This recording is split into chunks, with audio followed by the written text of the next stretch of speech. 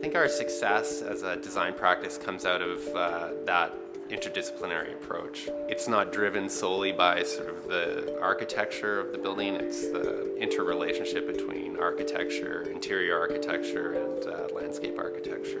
I think the success of our firm has really been based on really working closely with our clients. Every house is completely different, and I also think the holistic design sensibility of our firm is very important, bringing the architecture, interiors, and the landscape together.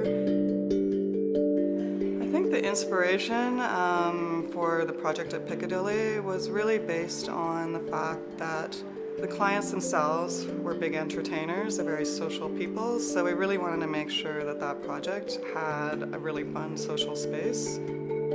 Front of the house, it was a bit enigmatic and more private, but then once you entered the house, we were right at the interior of the L shape, and you were really confronted by this amazing pool deck and a very open feeling on the family social side. When you have an L-shaped house, of course, you have views of the architecture. The architecture plays a kind of significant relationship to the sort of experience of the house, which is the real strength of the project. In fact, there's sort of an image of the house that's published over and over again, which is the image of looking down the pool at the master bedroom. And I think that image really embodies just how important that sort of outdoor space that's created is to the relationship between the kind of exterior environment and the internal environment of the house, but also the identity of the house. One of the things that I particularly love about the house is the modesty of the approach and the kind of quiet of that and the unexpectedness of coming through the front door and then kind of descending into the living space.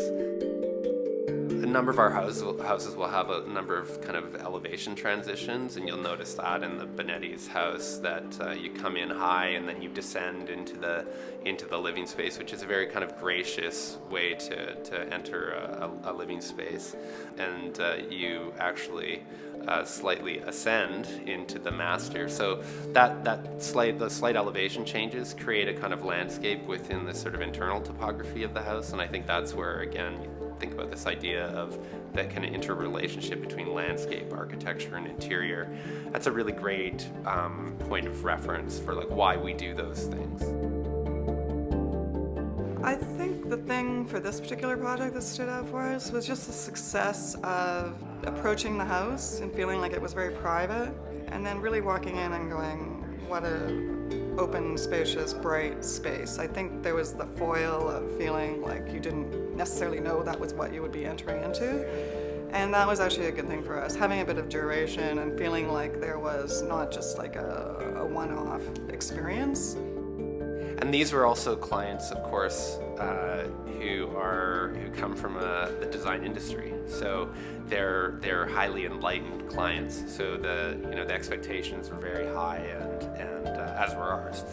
And Melissa actually said it was everything they'd hoped for, but nothing they could imagine.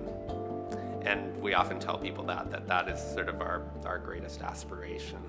It's not a house that we've done again, There's no other house like Ross and Melissa's house.